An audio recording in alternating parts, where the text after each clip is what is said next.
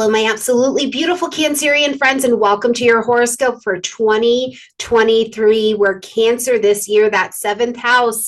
It's starting out in the relationship zone, surely getting a bit of a workout. And it is also a signal to me that here in 2023, there are some big changes coming for you around relationships, but you're really in the driver's seat of making some decisions around what you'd like to do with some significant relationships in your life, whether that be romantically, whether that be professionally, whatever this aspiration that you have around partnerships is really getting a bit of work. But I do love that coming into this year with the signature of Mercury retrograde in the energy of Capricorn, exactly where we saw a signature stamp of energy at the beginning of 2022, we've got an open invitation to look at the conversation here about a pattern that has been available in your life that now you're really in that driver's seat to make some decisions about. And speaking of making decisions, we've also got Mars retrograde as we come into this year in the energy of Gemini, our thinking, speaking, decision making, being social, networking kind of energy. So there's really another signature that becomes available for you here in the 12th house that speaks to being able to eliminate, detox, or to look at something that has been holding you back. You know, what's been a part of your pattern of undoing? You know, has there been something that you really needed to integrate at a soul level, at a creative level, at a research level, at a surrender level in order to get out of a pattern of self-defeating behaviors? You know, is there something going on with your immune system, an addiction, a medical situation in your life, a secret that you've been keeping, whatever it is? This Mars retrograde, as we're coming into the beginning of 2023, is really offering a signature to say, we want to be detoxing what is going on in this 12th house space. Get you some healing around maybe things that are either sub or unconscious as well, and you're able to bring it to the light in order to see it. You know, what exists in the light usually gets all that darkness burnt off, and then you can do something useful with it. So we're really coming into 2023 with an understanding that you are in the driver's seat on so many things that I think are going to present themselves as we travel through the rest of 2023. So let's jump in here, Cancer. Let's not waste any time. We've got a whole year to get through and talk about what is going on. Now, first and foremost, like I said, we are coming into this year with Mercury retrograde in the energy of Capricorn, okay? So with Mercury in this retrograde in this position, I do want you to flash back to January of 2022. What was going on for you in relationships? And I want you to think about conscious, chosen, one-on-one significant relationships in your life. Now, whether this is with somebody you love, somebody you miss, someone you've been collaborating with, your work life.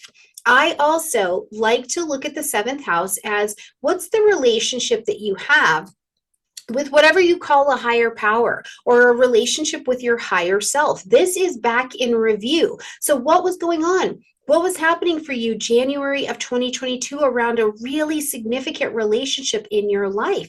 You had maybe an aspiration around it or something like that, but there maybe was like you had to relook at the value of it. Venus was retrograde there. But now as Mercury is here taking this retrograde in Capricorn, you are in the seat and in the position to make some decisions. But it doesn't mean that it's all clear, narrow, and easy to see, because with Mercury retrograde, you're more so in a space of having clarity around the past, not necessarily what to do with it going forward. So a great way to think about this is, what do I need to decide to release? Or what do I need to re-edit, redo, reconnect, revise? And these are going to be earth-based things, because we're going to see Mercury take its retrograde all year long in earth signs, okay?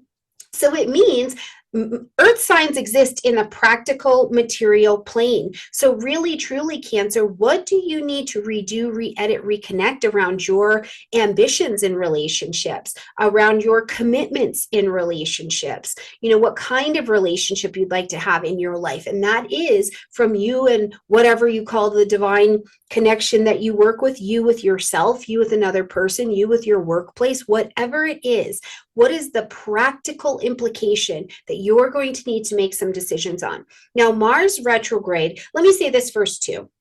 We will cover the rest of the Mercury retrogrades for 2023 in the weekly and the monthly videos. Just know we've got 4 Mercury retrograde periods, and they are all going to be happening in Earth. So it's a very much so a year of rethinking, redoing things in the material, touchable, tangible, practical plane, okay?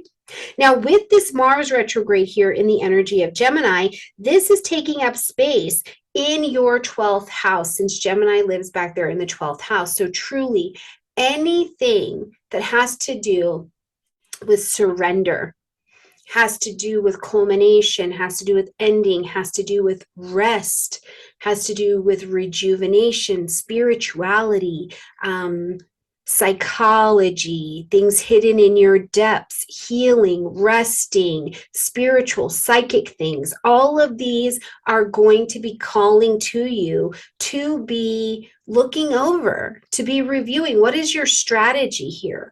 What are you doing? Who's in your network that's teaching you about these areas, maybe teaching you a new way forward? Where do you need to be writing? You got to write that inventory out. Where do you got to be writing? You got to write down those creative, beautiful meditations and words that are coming from you.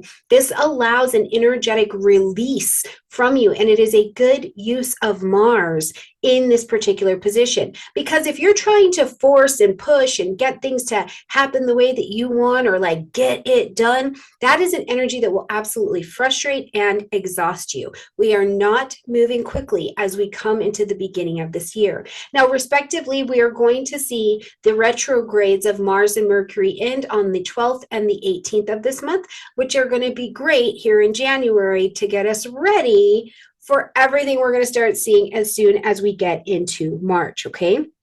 So speaking of March, first things first, when we get to March 7th, we are going to see Saturn move out of that energy of Aquarius and move into the energy of Pisces, okay? So first and foremost, we want to remember that Saturn, yes, it can signify a limit, or it can feel heavy, or it can feel like there's a restriction of some variety here, or you're being blocked from something. And instead, what I really want you to keep in mind is that Saturn is a planet that is requiring maturity, requiring discipline, and it's trying to level you up. It's taking you to the next place that you can go where you have mastery. So as Saturn has been working through Aquarius, this was lighting up your 8th house space, which was about, partnerships, intimacy, sex. You see into me, that level of intimacy. It was about death, rebirth, regeneration, karma, psychological depth, and things that needed your attention. Now, we also had financial things that were maybe being worked out, with something going on with your mortgage or your credit, or, loans, debt, personal debt, retirement. Any of these kinds of things were also falling into the 8th house. But whatever it was, Saturn was absolutely bringing your attention to how you manage and participate in this area of your life. So now, as Saturn is going to be moving on into the energy of Pisces, what we're going to start to see now is some work in this 9th house space, publishing, marketing, broadcasting, higher education, new philosophies coming into your life. And when I say new philosophies, yes, you could be surrounded by a different culture, or you move someplace, or you're traveling, or you're doing something like that. You're learning a different language, but also the philosophies that guide our lives when we're talking about Saturn have to do with, this has maybe been in place for you for a very long time, a long-standing belief in some way, and you might be seeing that it's time for that to level up, or you might be greatly challenged by Saturn to get a new philosophy that is governing your life. It could be a really, really big change. Now, to the other side of that, what I love is that while we're dealing with the Saturnian energy, if it's your time, Cancer, to be having this expansion, owning your mastery on the stage, teaching, going from just being the worker to being the teacher, or it's time to take a training that allows you to come up in the world, to write, to publish, to put that podcast out, to whatever it is that allows your expansion. If your foundation is pretty solid, Saturn is going to help you here. It's going to help you accomplish that.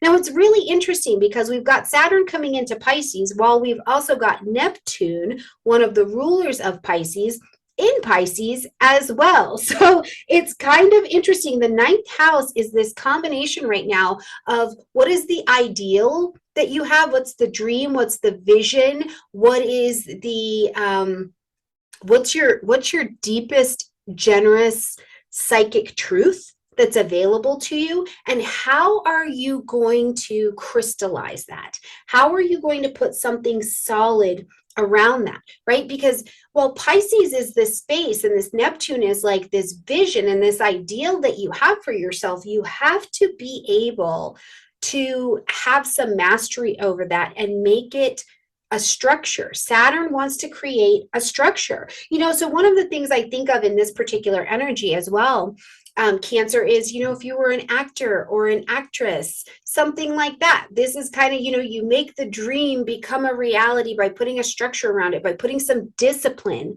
into what you're doing. I also think in the ninth house, the Saturn-Neptune combination is great for dissolving Neptune, old philosophies that don't work, while Saturn calls in new significant mastery over conceptions and philosophies that you can actually build a life on. So I think it's a pretty significant energy to be paying attention to. Now, as we continue on, we're going to see Pluto also changing sign. Now, we're not going to get the full Monty, the full implication of Pluto changing sign on March 23rd, but we are going to get a very good sneak peek, okay?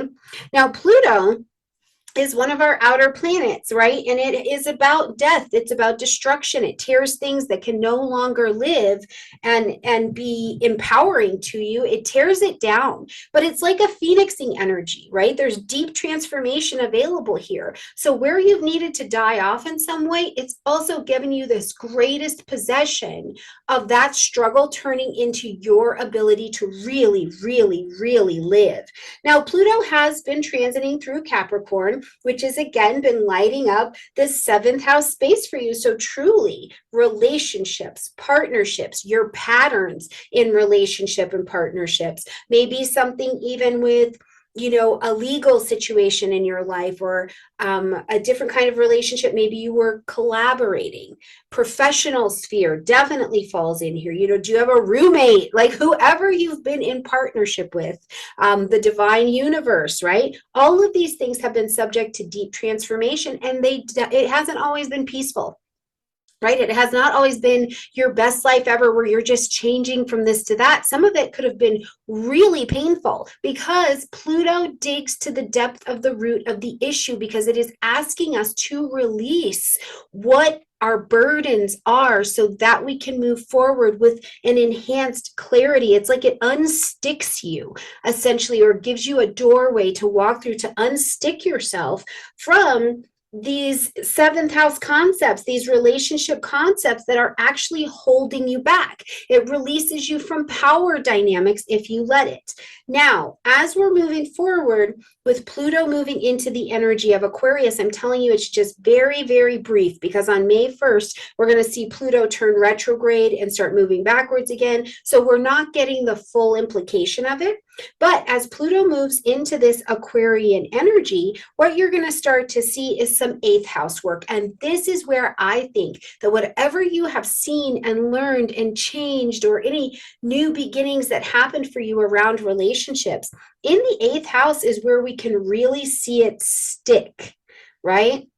There is a depth of healing here. There is a powerful, potent bond to the relationships, to the vulnerability, to the honesty, to shedding fear, to getting into old patterns, to getting into our own healing work, to understanding things about ourselves sexually, and that's not just romantic, but it's also how we create businesses and lives, right? Anything having to do around your parents comes up in that as well. So whatever that is and how that peaks for you, Pluto's going to start working there, slide back into Capricorn, and then as we get to 2024, we're going to see the Pluto work in that Aquarius energy that I'm telling you takes you to a place. It's a deeper, richer, fuller place in your whole being and existence. I'm really excited for that for you. It is not always comfortable because, I mean, we're talking karmic house cleaning when we're dealing with Pluto as well. So it's not always the most comfortable. But if you understand what the planet is trying to do and the vibration it's sending you, it's easier to work with. Okay, as we travel on, we're now going to jump into the eclipse cycles, okay? So first and foremost, we are going to continue on the eclipse cycle of Taurus and Scorpio. We will see our last two eclipse energies happening into those signs, but we're also going to begin the new eclipse cycle of Aries and Libra. So on April 20th, we've got a new moon solar eclipse happening at 29 degrees of Aries. So for you, this is going to light up your 10th house space. This is all about that career and what's going on for you in your career. Now, I like to not only look at the 10th house in terms of your career, but also your soul level calling, your reputation. What do we call you in public? You know, do we call you grandma, grandpa? Do we call you sergeant? Do we call you a volunteer coordinator? You know, what do we call you in public? Were you married and now you're not married? You weren't married, now you are, right? So your title shifts and reputations really will pull in there.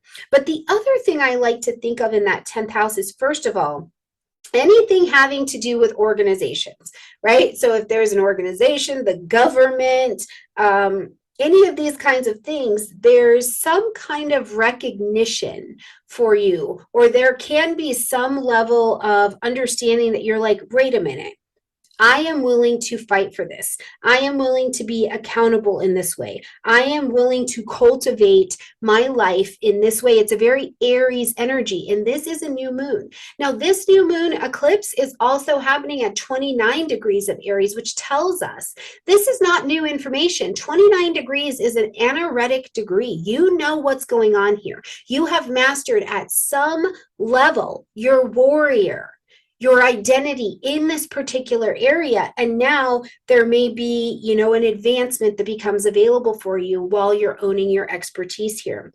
Now, just a couple weeks later on May 5th, we're going to have the first lunar eclipse of the year that's going to happen at 14 degrees of Scorpio. Okay. So this for you is going to light up your 5th house space. Now we're going to have a conversation that begins for you, Cancer, around the 5th house, which is pleasure, joy, romance, children. You know, oh my goodness, what about pleasure? What about, do you have joy? Do you have something that you're taking a risk on in your life and it just feels good and it feels pleasurable? Is there a romance? Is there, you know, a sports in your life? What are you doing around that?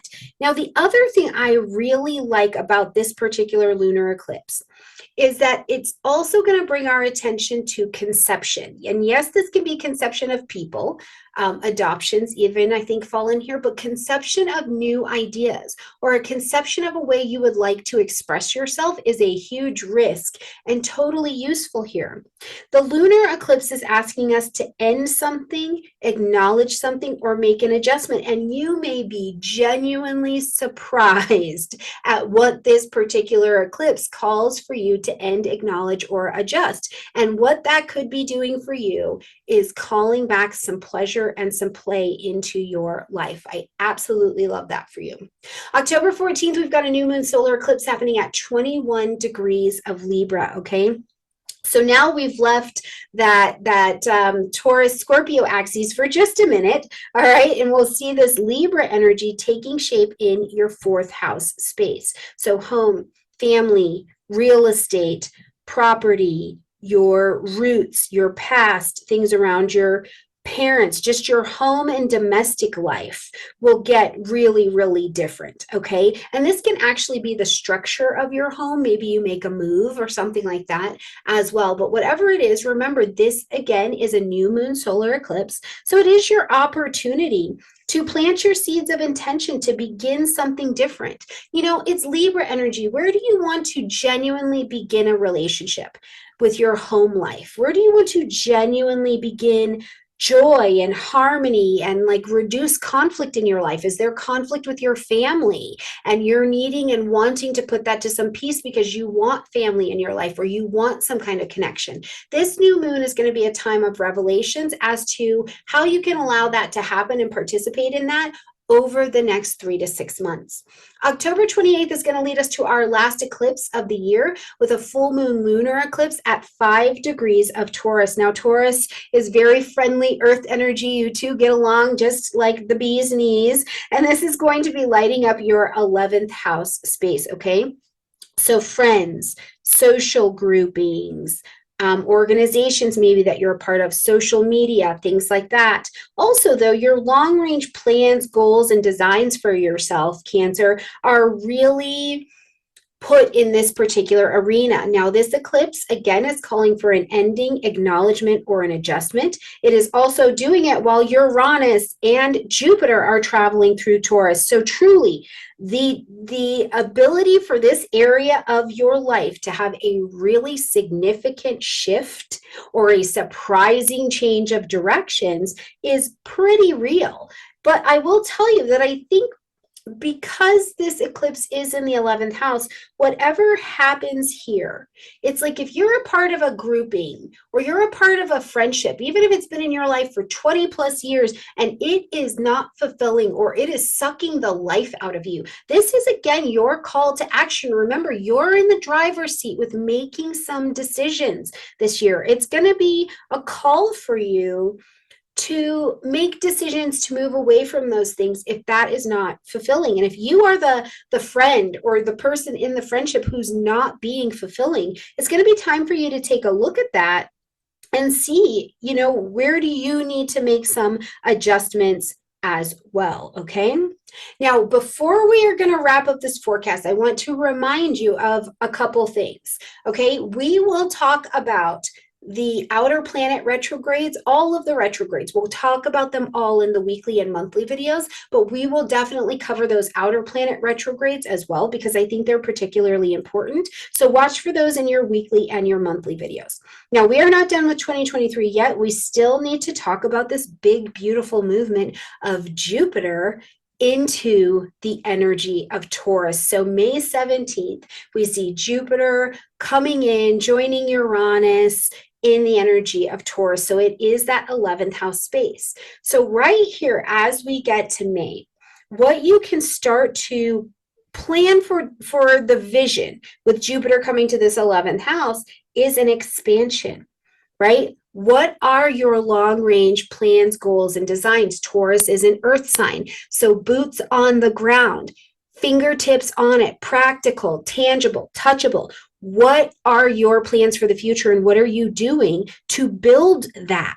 What are you doing to surround yourself with a tribe or people who can help you do that? What's going on with your professional life or any kind of associations you've had in your life that, yes, you have gone far with them and now you're ready to expand a little bit more? I do want you to keep in mind that as Jupiter travels through Aries and Taurus here in 2023, it's going to be fast. It's literally flying by. So you really want to be keeping your eyes on this 11th house and saying, okay, am I surrounded with the tribe that I think I need to be to do good teamwork, collaborative work? Do I have a social media team to help me? Do I have, you know, the support network that I need? Is my technology up to date? Where do I need to innovate, upgrade, renovate?